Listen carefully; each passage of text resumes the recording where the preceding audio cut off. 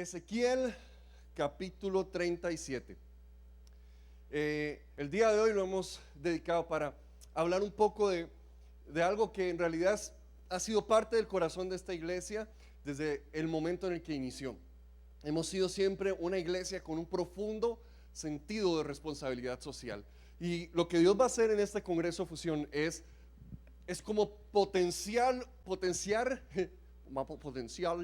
El Señor va a potenciar una de las características más fuertes que nos han marcado. El Señor va como a sacar a relucir una de las cosas que siempre han estado ahí presentes en nuestro ADN. Si usted es parte del centro evangelístico, usted ama a otros y usted ama ayudar a otros, porque eso es parte del ADN que está dentro nuestro. Eso es parte de lo que Dios ha puesto en esta casa. Amén. Ezequiel capítulo 37 versículo 10, se lo voy a leer de la Nueva Traducción Viviente. Dice así: así que yo anuncié el mensaje como Él me lo ordenó, y entró aliento en los cuerpos, y todos volvieron a la vida, y se pusieron de pie, y era un gran ejército. Dice, yo anuncié el mensaje como me dijeron que lo tenía que anunciar. Yo anuncié ese mensaje como Él me lo ordenó. Y entonces entró aliento en esos cuerpos, todos volvieron a la vida, se pusieron de pie, y era un gran ejército. Diga conmigo, un gran ejército. Más fuerte, un gran ejército. Este mensaje lo he titulado Levantando Ejércitos. Levantando ejércitos. ¿Sabe qué es lo más interesante de este versículo? Lo más interesante es cuando usted se va unos versículos atrás, que ya nos vamos a ir para allá, y se da cuenta de dónde salió este ejército. Usted se da cuenta del origen de este ejército. Este ejército salió de un lugar de donde no se supone que deberían salir ejércitos. Este ejército se levantó de un lugar, este gran ejército se levantó de un lugar donde se supone que no debería salir nada, mucho menos un gran ejército. Y es que el mundo está lleno de grandes ejércitos en potencia que el enemigo ha puesto sus manos sobre ellos y los ha deshecho. A todo nuestro alrededor nosotros tenemos un gran ejército en potencia, un gran ejército de Dios que está ahí como dormido, pero como el enemigo ha puesto sus manos sobre ellos, no se ve nada, no parece nada cercano a un gran ejército, no parece nada cercano a algo que pueda ser útil, y mucho menos a un gran ejército. Pero cuando se levanta gente como Ezequiel y hace lo que le fue ordenado, el aliento de vida de Dios cambia las cosas y se levantan ejércitos de donde se supone que no debería haber ninguno. Versículo 1, váyase conmigo por favor, versículo 1. ¿Cómo levantamos grandes ejércitos? ¿Cómo levantamos los ejércitos que Dios quiere levantar? Dice el versículo 1, el Señor puso su mano sobre mí y fui llevado por el Espíritu del Señor. Aleluya, gloria a Dios. Fui llevado por el Espíritu del Señor hasta un valle que estaba lleno de huesos secos. El Señor me condujo por entre los huesos que cubrían el fondo del valle. Estaban desparramados en el suelo por todas partes y completamente secos. La primera frase es tan levanta espíritus, ¿verdad? La primera frase es tan pentecostal, ¿verdad? Y me tomó la mano del Señor y fui llevado por el Espíritu, ¿verdad? Y hasta que, ¿verdad?, el hueso colorado nos hace, ¿verdad? Ya uno quiere decir, aleluya, gloria a Dios, ¿verdad? Que me tomó el Espíritu, me tomó la mano de Dios y fui llevado por el Espíritu. Pero qué interesante el lugar al cual lo llevó el Espíritu. Qué interesante el lugar al cual lo llevó la mano de Dios. Porque la mano de Dios tomó a ese hombre, a este gran profeta, y lo llevó a un lugar inesperado. Lo llevó al valle. Cuando nosotros hablamos de la presencia de Dios, cuando nosotros hablamos del Espíritu Santo, usualmente lo que decimos es que Dios viene y nos toma y nos lleva a las alturas. Que Dios viene y nos lleva a los lugares altos, a los lugares de preeminencia. Dios viene, toma nuestras vidas y nos lleva a esos lugares de gran altura. Pero es muy interesante, siempre que usted quiera entender bien lo que dice un texto de la Biblia, usted tiene que prestar mucha importancia a la geografía. Porque la geografía da datos muy importantes de cuál es el mensaje que está ahí guardado. Y en lugar de llevarlo a un monte, el Espíritu de Dios lo toma y lo lleva más bien a un valle. De hecho, hay versiones que dicen: y me hizo descender hasta un valle de huesos secos. Señor, pero ¿qué? ¿No se supone que tu Espíritu me lleva a las alturas? ¿No se supone que tú haces mis pies como de siervas y me haces estar firme sobre mis alturas? ¿Cómo es que el Espíritu Santo puede venir y tomar a alguien y hacerlo descender hasta un valle? Y no cualquier valle, un valle de huesos secos. El problema muchas veces con nosotros como iglesia es que usamos nuestras alturas para desconectarnos de la realidad que nos rodea. El problema que muchas veces tienen los hijos de Dios es que están tan contentos en las alturas que Dios les ha dado, en las alturas en las cuales el Espíritu los ha puesto, que se desconectan de la realidad, se desconectan de lo que hay abajo, se desconectan del valle. Y estamos tan felices en las alturas: somos salvos, somos perdonados, somos lavados por la sangre del Cordero, el Señor me sanó, me restauró, me limpió. Estamos en nuestras alturas haciendo fiesta, pero nos olvidamos de lo que está sucediendo en el valle. Y el Espíritu Santo tuvo que tomar a este hombre para llevarlo al valle, para hacerlo descender a un lugar donde la vista no era la más bonita, a un lugar donde no era esa vista panorámica del océano, ¿verdad? Al valle de huesos secos. Lo llevó a un basurero, lo llevó a un búnker, lo llevó al lugar donde no había ninguna esperanza. El Espíritu me tomó, pero me llevó a un valle de huesos secos. ¿Qué has estado haciendo en tus alturas? ¿Has estado desconectándote de la realidad que te rodea por estar tan metido en tus alturas, por estar tan metido en tus cosas, tan metido en lograr la nueva altura, en llegar a la nueva altura, que te desconectaste, que empezaste a ignorar lo que hay en el valle? Qué interesante que el Espíritu de Dios nos puede llenar muchas veces para llevarnos a un lugar como ese. Qué interesante que el Espíritu de Dios nos puede llenar muchas veces para meternos en un lugar inesperado, a un lugar donde se supone que el Espíritu de Dios no me debería estar metiendo, yo debería estar en mis alturas. ¿Cómo es que Él me lleva a un valle?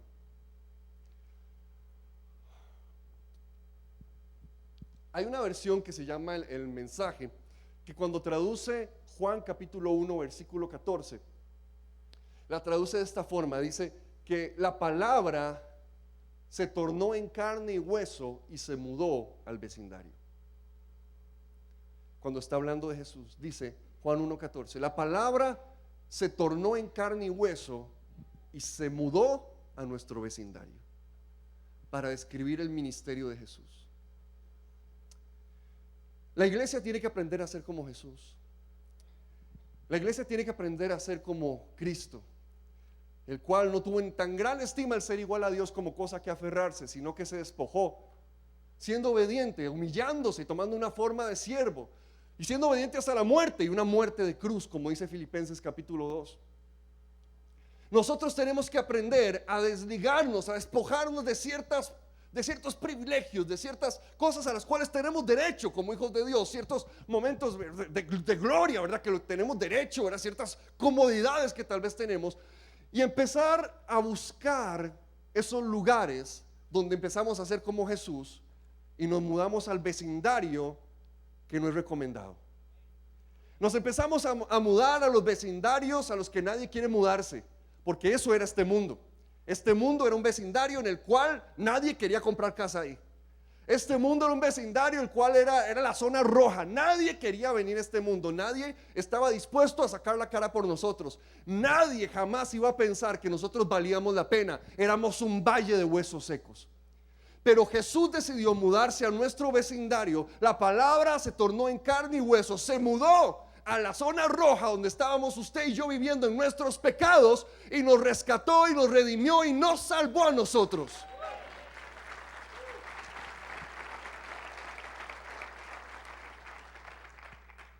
Y eso es lo que Dios sigue esperando de su iglesia. Gente que esté dispuesta a encarnarse en la realidad de otros, como Jesús se encarnó en nuestra propia realidad. Gente que esté dispuesta a incomodarse, a ir a los valles de huesos secos, donde nadie quiere ir, donde no hay esperanza, donde no pareciera que nada funciona, porque son gente llena del Espíritu de Dios. Tenemos que aprender a descender a veces a realidades abrumadoras, porque este profeta descendió a ese valle y dice, y vi un valle lleno de huesos secos. Vi un valle lleno de huesos secos. Usted y yo estamos en este momento en un valle. En este momento estamos en el Valle Central, ¿verdad? Todos estaban diciendo, híjole, qué verdad filosófica va a decir.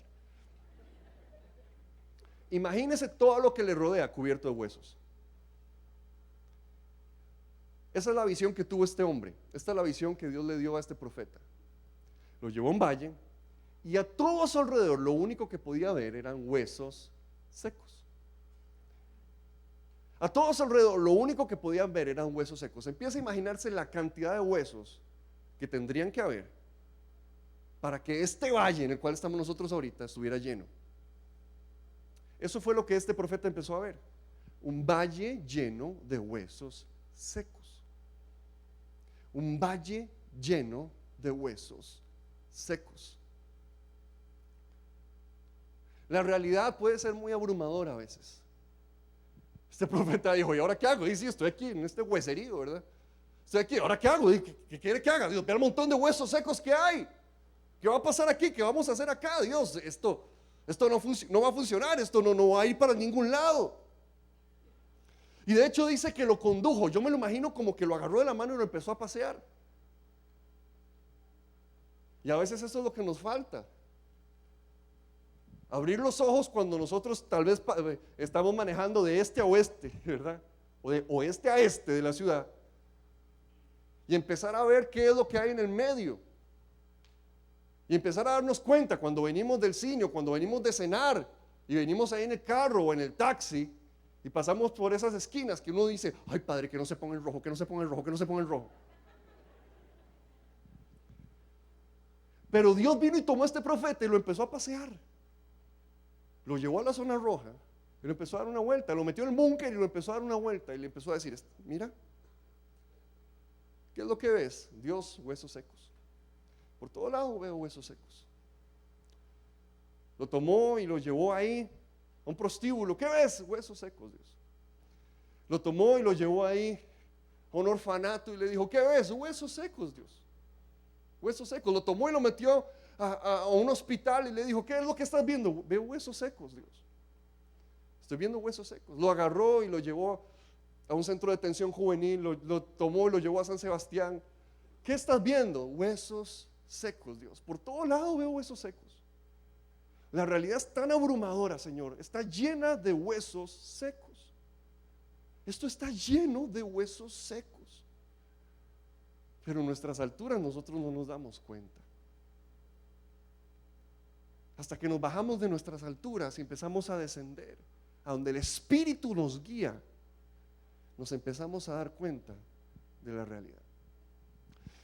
Y la realidad puede ser tan abrumadora que a veces nos rendimos ante los números. Pero qué interesante es, porque ya les enseñé el final de la historia, ya ustedes saben que termina la historia. Dios no se rinde ante los números. Y si Dios no se rinde ante los números, ¿por qué nosotros sí nos rendimos ante los números? Hay gente que toma su periódico, empieza a leer las estadísticas y ve todos esos embarazos adolescentes y dice, no hombre, no se puede hacer nada, vea el montón que hay. No hombre, vea el montón de gente drogadicta que hay. No hombre, vea cómo que se está divorciando la gente. No hombre, ¿qué vamos a hacer? Uy, no, vea qué es eso. Uy, vea cómo ha subido la tasa de esto, vea cómo ha bajado aquello, vea. Y los números los desalientan, pero déjeme decirle algo. Las estadísticas son para informarnos de lo que está sucediendo en el presente, no son para definirnos cuál es el futuro. Dios no se rinde ante los números y la iglesia de Dios tampoco se rinde ante los números. No importa lo abrumadora que pueda ser una realidad, nosotros decidimos hacer algo.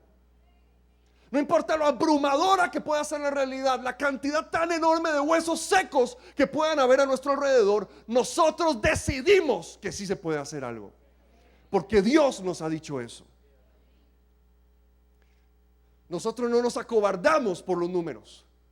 Nosotros decimos, si hay una gran oposición, es porque va a haber un gran milagro.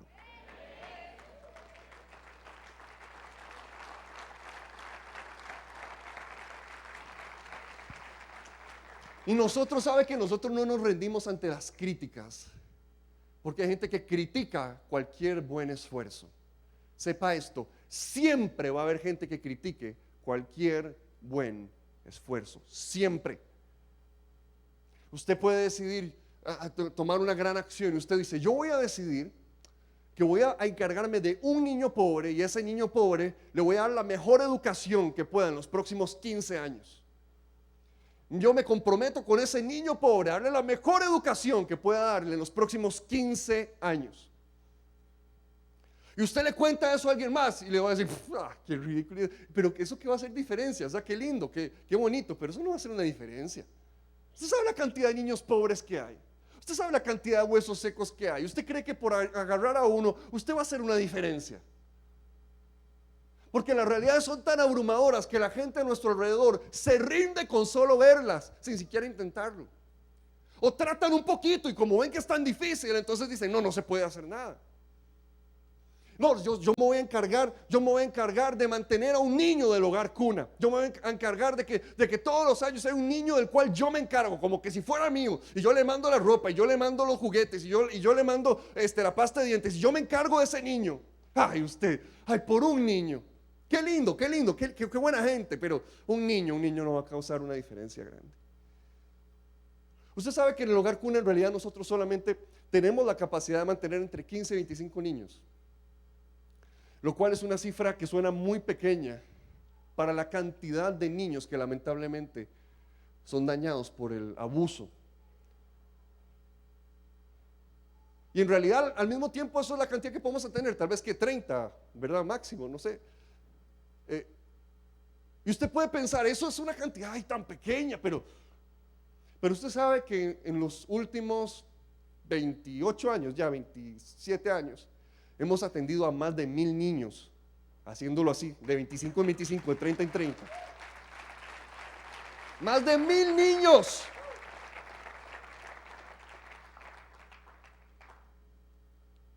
Pero las realidades son tan abrumadoras que preferimos no hacer nada. Que decimos, no, ¿para qué? Pues va a ser un desperdicio. ¿Usted cree que es un desperdicio invertir en una sola persona si eso es lo único que usted puede hacer? ¿Usted cree que es un desperdicio ayudar a una sola familia si eso es lo que usted puede hacer? Porque déjeme decirle algo, Dios a usted no le va a pedir que ayude a todos, porque Dios sabe que usted no tiene la capacidad de ayudar a todos. Dios sabe que Él es Dios y Él sabe que usted es ser humano. Él nunca te va a pedir cuentas por todos, pero sí te va a pedir cuentas por los que sí tenía la capacidad de ayudar. Dios nunca te va a pedir cuentas por todos, porque usted no tiene la capacidad de ayudar a todos. Pero sí te va a pedir cuentas por los que sí tienes la capacidad de ayudar. Porque hay gente que sí puedes estar ayudando en este momento. Si hay una diferencia que puedes estar haciendo en este momento, si hay una vida que puede estar siendo marcada en este momento, y por esa vida vas a rendir cuentas. No por todos, pero sí por los que tienen la capacidad de hacer una diferencia. Las realidades pueden asustarnos, pero las realidades no nos detienen. Las realidades pueden hacernos sentir abrumados de repente, pero eso no hace que no creamos que Dios puede hacer milagros aún en medio de los valles de huesos secos. Pero tenemos que aprender a descender. Tenemos que aprender que el Espíritu Santo no siempre nos lleva solo a las alturas. El Espíritu Santo muchas veces nos lleva a los valles también. Y alguien sensible a la voz del Espíritu Santo no pasa toda su vida en las alturas. Alguien sensible a la voz del Espíritu Santo desciende a los valles también.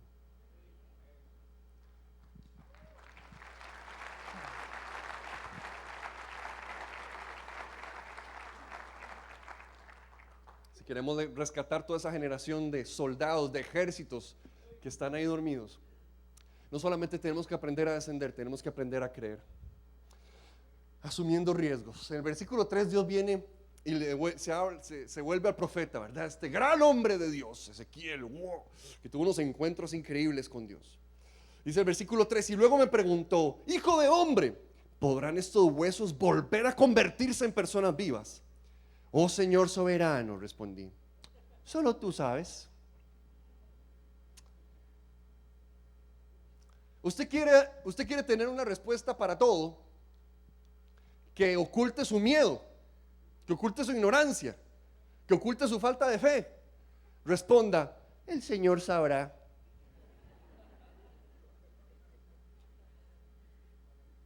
Pastor, es que vengo enfermo, es que tengo esto, tengo lo otro. Señor, que se haga tu voluntad. Señor, si es tu voluntad sanar, lo que se sane. Ah, no era la voluntad de Dios, ve. Señor, si es tu voluntad que se muera, que se muera. Ah, ese murió. Que se haga tu voluntad, Señor. Usted sabe que esa es la respuesta más cobarde que podemos dar nosotros.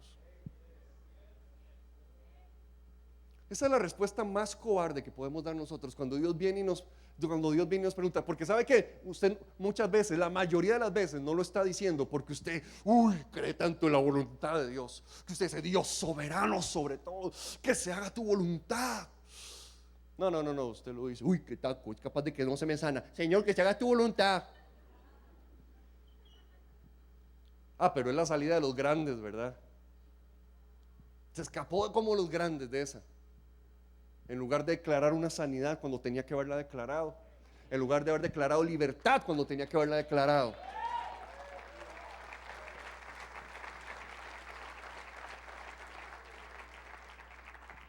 Y así vivimos muchos hijos de Dios. Nos dan miedo a asumir riesgos de creer que Dios puede hacer milagros. Nos da miedo a asumir riesgos de que Dios puede hacer algo. Porque qué arriesgado es decir: Dios puede causar una diferencia.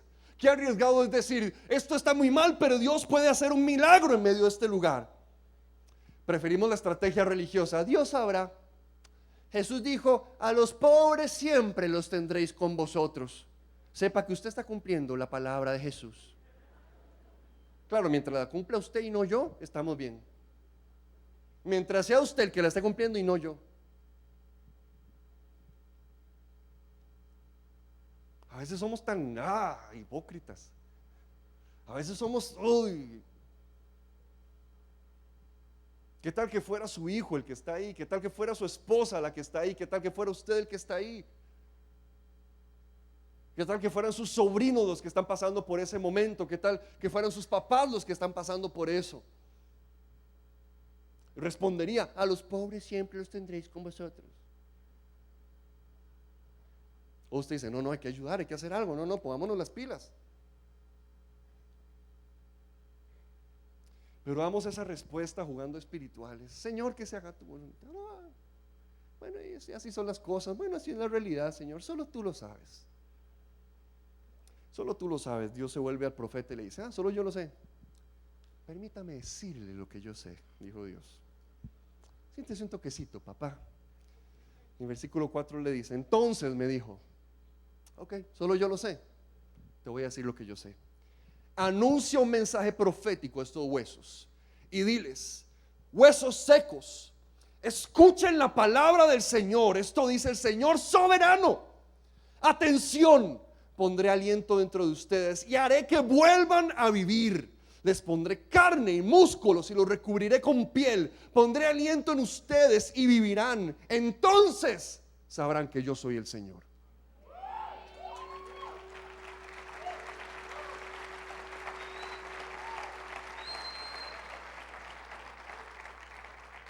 ¿Sabe algo? Dios a veces nos da las respuestas absurdas. Lo lógico es decir, los huesos secos se quedan secos y no pueden cambiar. Lo lógico es decir, alguien que ya se metió por ese camino de la delincuencia o por ese camino de las drogas ya no puede cambiar, es un hueso seco. Lo lógico es decir, bueno, ya esa vida se perdió porque se entregó a ese pecado. Lo lógico es decir, bueno, ya esa vida quedó marcada para siempre porque fue abusada. Lo lógico es decir, bueno, ya ese hueso quedó seco para toda la vida. Pero a veces Dios de vez en cuando da respuestas absurdas que dicen: no va a quedar así, yo voy a hacer un milagro, las cosas van a cambiar, el destino de esta persona va a ser transformado para siempre. Esa es la clase de Dios que tenemos nosotros.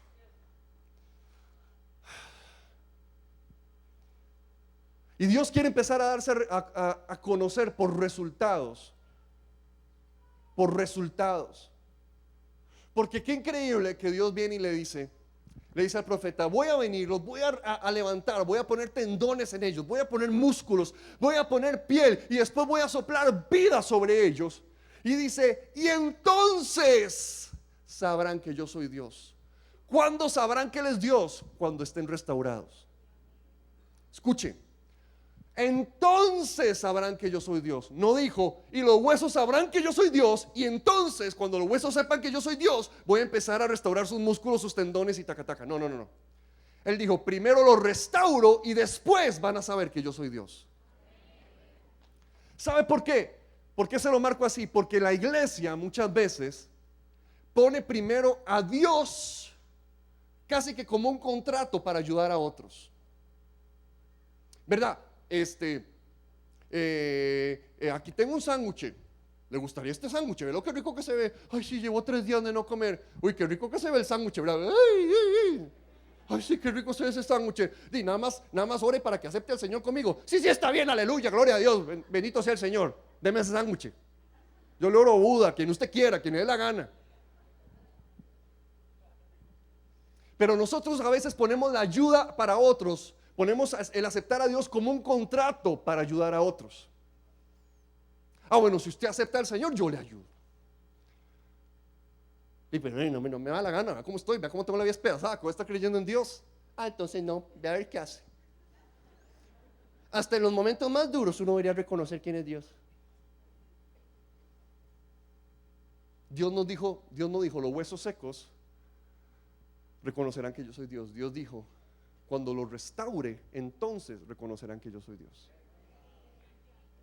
Cuando usted agarra una vida y usted empieza a trabajar en esa vida para que sea restaurada por Dios, cuando usted agarra esa vida y la empieza a restaurar y empieza a ayudarle: vení, vamos a bañarte primero, vamos a ayudarte primero.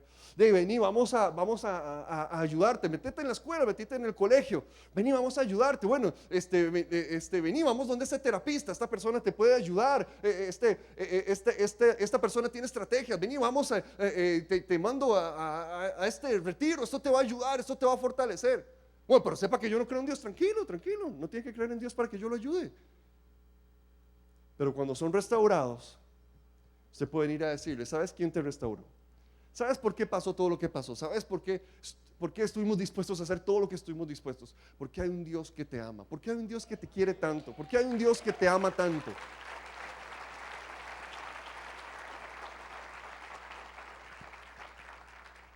Hermano, no pretenda que un hueso seco reconozca quién es Dios. Y yo sé que esto le va a chocar a gente, y en este momento ya están los de producción borrando comentarios del Facebook, seguro. Por supuesto que hay momentos donde una vida totalmente despedazada sinceramente reconoce a Dios y Dios viene y lo saca. Pero un hueso seco no tiene espíritu, un hueso seco está muerto, un hueso seco no puede decidir, no puede hacer nada, está seco, está muerto. Pero cuando esa vida empieza a ser restaurada, empieza a ser tocada, cuando algo empieza a ser cambiado en esa vida, empieza a ser preparada, entonces el Espíritu de Dios puede venir y soplar. Y lo que una vez fueron huesos secos, ahora son un ejército que reconoce que hay un Dios que les ha amado y les ha restaurado.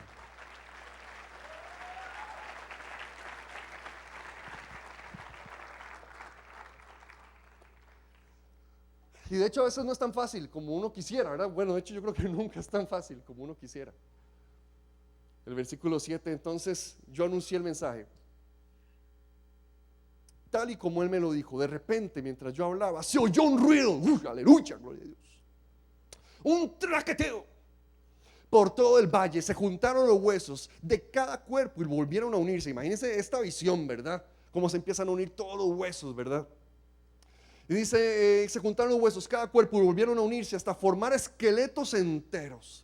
Y mientras yo observaba, vi que se formaron músculos y apareció carne sobre los huesos, y después empezó a formar piel para cubrir los cuerpos, pero aún no tenían aliento de vida.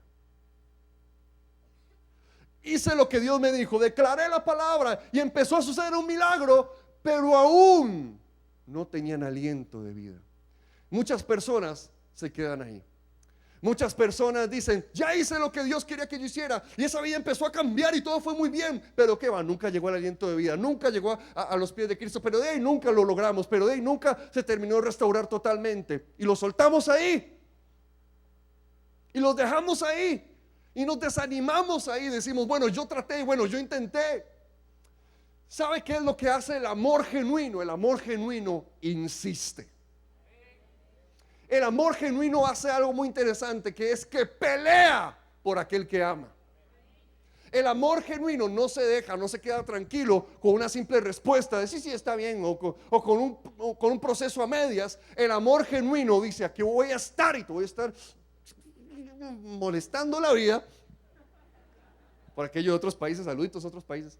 Te voy a estar molestando la vida hasta que veamos el milagro que Dios tiene para vos. Hasta que veamos lo que Dios quiere hacer en vos. Hasta que veamos completo lo que el Señor ha decidido que es para vos. Porque el amor genuino pelea, el amor genuino no se deja, el amor genuino lucha por ver eso suceder. ¿Cómo será una iglesia que ama entonces? ¿Cómo será una iglesia que ama entonces? Y dice después, el versículo 10, porque usted sabe algo, a los cristianos somos vagos, solo nos gustan los milagros inmediatos y se nos olvida que muchas veces Dios hace milagros en procesos. Los cristianos somos vagos, solo nos gustan los milagros que suceden en el instante en que nos impusieron las manos y se nos olvidan que hay milagros que Dios hace que toman procesos. Y esos milagros requieren insistencia, esos milagros requieren una fe prolongada, una paciencia, como dice la Biblia, que insiste, que sigue esperando, que sigue luchando por el milagro. Y el versículo 9 entonces, luego me dijo, hijo de hombre, anuncia un mensaje profético a los vientos. Anuncia un mensaje profético y diles esto. Esto dice el Señor soberano, ven, oh viento. Ven de los cuatro vientos y sopla en estos cuerpos muertos para que vuelvan a vivir. Ven, oh aliento, ven de los cuatro vientos y sopla en estos cuerpos muertos para que vuelvan a vivir. Lo que se requiere para levantar ejércitos es compromiso, no emoción. Es muy fácil emocionarse. Y la emoción te hace ir a hacer algo un día. Pero el compromiso te hace permanecer ahí durante 1 año, 2 años, 3 años, 4 años, 10 años. Por eso es que invitamos al Congreso a la gente que invitamos. Porque usted sabe que esta gente ha dado lo que muy pocos han dado en nuestra nación por esas poblaciones. Usted sabe que la gente que usted va a estar escuchando es gente que se ha comprometido tan profundamente, a tal punto con esas poblaciones, con esos huesos secos, que han estado ahí durante años, peleando, llorando, desgastándose, sudándola, pensando si mejor renunciaban o seguían, pensando si valía la pena o no valía la pena, pero siguieron y siguieron y siguieron y han seguido insistiendo durante años en los valles de huesos secos de Costa Rica. Y por eso esa es la gente que nosotros queremos que ustedes escuchen, porque es la gente que le ha estado peleando y que ha estado derramando sangre por ayudar a otros. Se requiere un compromiso para levantar ejércitos. Las emociones no lo logran. Las emociones no lo logran. Una ayudadita aquí, una ayudadita allá, lo que hace es calmar su conciencia. Lo que hace es autojustificarse usted pensando que es una persona buena, porque ha ayudado un día, porque ha ayudado otro día. Pero lo que causa la diferencia es un compromiso a largo plazo. Es un compromiso en el cual usted dice, bueno, está bien, voy a dedicarle 5 años de mi vida a ayudar a esta gente, voy a dedicar 5 años de mi vida a ayudar a esta población, 10 años, 20 años, no sé, toda mi vida, voy a apoyar esto, voy a causar una diferencia en esto, voy a insistir en esto, porque Dios tiene que hacer un milagro con esta gente. Pero somos gente que espera también esos resultados radicales. Somos gente que espera esos resultados que marcan una diferencia tan profunda en otros. Así que yo anuncié el mensaje como Él me lo ordenó. Y entró aliento en los cuerpos y todos volvieron a la vida y se pusieron de pie. Era un gran ejército. Tenemos que aprender a creer que pueden darse resultados radicales. Tenemos que aprender a creer lo que otros llaman idealistas, lo que otros llaman soñadores, o lo que algunos llaman locos o ignorantes. Creer que sí pueden darse resultados radicales. Creer que de huesos secos Dios puede sacar ejércitos numerosos. ¿Y por qué no dice la Biblia? Del valle de huesos secos salió un montón de gente en Kencle, ¿cómo es? En Clenque, en Clenque. Y pero que agradezcan porque por lo menos tienen vida. Y que agradezcan porque pasaron de huesos secos a eso, y que agradezcan. Dios dijo: no, señores, yo estoy viendo un ejército. Dios dijo: yo lo que estoy viendo es un ejército. Yo lo que estoy viendo es una fuerza que puede levantarse y puede pelear aún por otros y puede causar diferencia en otros. Yo estoy viendo gente que puede levantarse y pelear, no gente que va a seguir siendo abusada, gente que va a seguir siendo maltratada, gente que va a seguir siendo arrastrada por cosas. Yo estoy viendo gente que se puede levantar a pelear por aquello que yo tengo para ellos. Eso es lo que Dios está viendo, mientras otros solo ven huesos secos. Manejamos por San José, pasamos por hospitales, escuchamos o leemos noticias y solo vemos huesos secos. Pero Dios está diciendo: ahí hay un gran ejército. ¿Por qué no lo están viendo? Ahí hay un gran ejército. ¿Por qué solamente ven huesos secos? Y pasás ahí manejando, no sé, ¿verdad? Cuando vas ahí rumbo a la playa, ¿verdad? Y decís: ay, mira, un montón de huesos secos ahí, ¿verdad? Vaya a sacarse, sí, un montón de huesos secos ahí. Que Dios nos guarde ahí, Señor. Pon ángeles que nunca se salgan de ahí. Pon ángeles que se queden ahí encerrados. Y vemos huesos secos cuando Dios está viendo ejércitos. Porque usted sabe que cuando la Biblia dice que el enemigo vino a hurtar, matar y destruir, no está jugando. El enemigo vino a hurtar, matar y destruir. Y esas personas podríamos ser usted y yo si simplemente no lo hubiéramos entregado nuestra vida al Señor. Eso seríamos usted y yo. Y la diferencia lo marcó la misericordia de Dios. No lo carga que es usted, ni la buena familia de la que usted viene.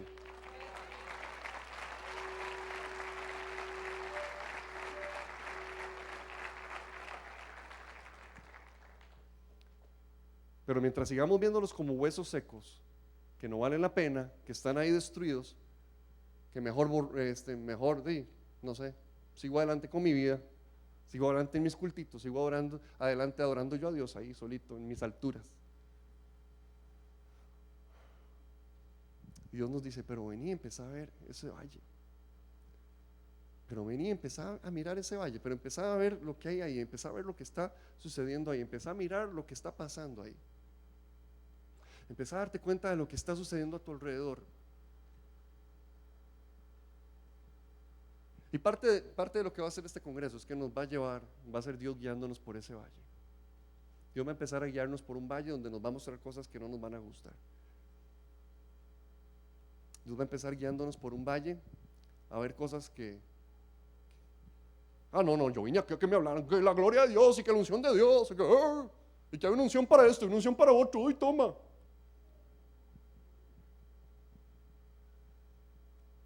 Hermano, no todo se trata de nosotros.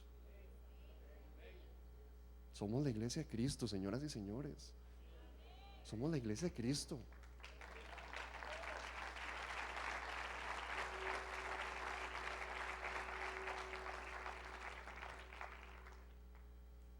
Tenemos que aprender a creer que donde hay valles de huesos secos se pueden levantar esos ejércitos. El enemigo viene y se adelanta y trata de destruir a los que puede, porque él sabe el potencial que hay ahí. Hasta el diablo sabe. Por eso es que los ataca con tal ferocidad. Hasta el diablo sabe.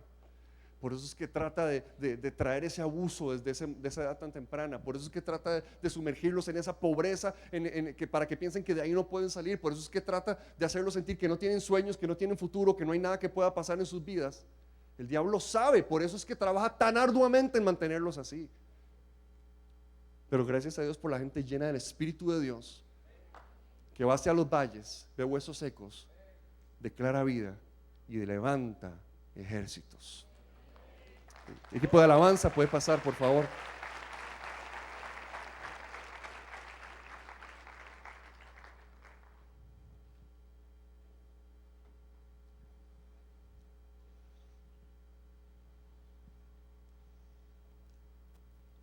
Cuidado, vamos a ministrar la Espíritu de Dios, ¿verdad? Me duermo. Perdón.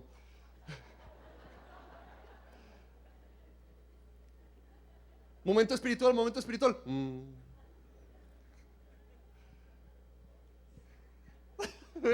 Yo sabía, lo estaba leyendo y yo dije, toca llover si quiero una vez.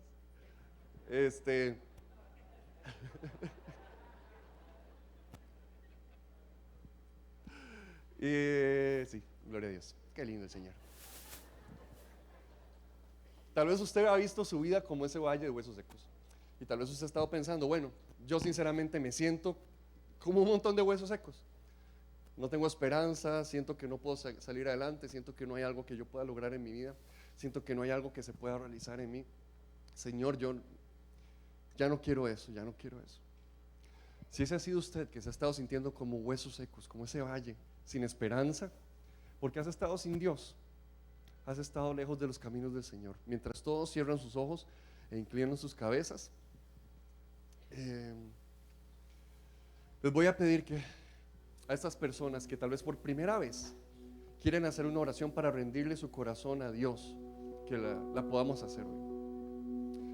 Es la primera ocasión, es la primera ocasión en la que usted quiere entregarle su vida a Jesús, renunciar a sus pecados y permitirle a Dios que venga a transformar su corazón. Si es la primera vez que quiere hacer esta oración, levante su mano. Si usted dice, estoy cansado de sentirme como un valle de huesos secos, estoy cansado de sentirme lejos de Dios de esta forma, estoy cansado de sentirme como sin esperanza, como que no puedo salir adelante, como que no hay nada delante mío. Si ese es usted, por favor levante su mano. Queremos orar por usted, queremos ayudarle, queremos orar. Que Dios les bendiga. Por favor levante su mano y manténgala en alto hasta que llegue alguien a orar con usted. Cuando llegan a acompañarle, puede bajar su mano. Dios les bendiga, Dios les bendiga. ¿Habrá alguien más que quiera unirse a esta oración? Puede levantar su mano donde usted se encuentre. Tal vez usted había estado lejos de Dios, pero hoy quiere regresar a esos caminos del Señor. Levante su mano también. Si hoy necesita reconciliarse con el Señor, levante su mano junto con esta gente tan valiente. Levante su mano, por favor. Y vamos a orar también con usted que quiere reconciliarse, que quiere regresar a los caminos del Señor. Que Dios les bendiga. Gloria a Dios, gloria a Dios. Todos juntos les vamos a acompañar y vamos a hacer esta oración que se escuche fuerte. Vamos a esperar a que llegue. Vamos a hacer esta oración que se escuche fuerte. Y usted que está a lo lejos, la va a repetir con nosotros. Dios está ahí, Dios está ahí, Dios está ahí. Dios te va a tocar. Todos juntos repitamos: Señor Jesús, en esta noche me atrevo a creer que hay esperanza, que en ti encuentro perdón, que tú puedes hacer una diferencia en mi vida. Señor Jesús, entrego todo lo que yo soy. Me arrepiento de las cosas que he hecho, que me han alejado de ti. Ya no las quiero más. Señor, quita el pecado de mi corazón. Quita aquello que ha estado secando y matando mi vida. Y Jesús, me atrevo a creer que tú vas a hacer un milagro en mi vida, que me amas y me perdonas, y hay un destino en mí que tú tienes para mi vida. Amén y amén. Démosle un fuerte aplauso a estas personas y pongámonos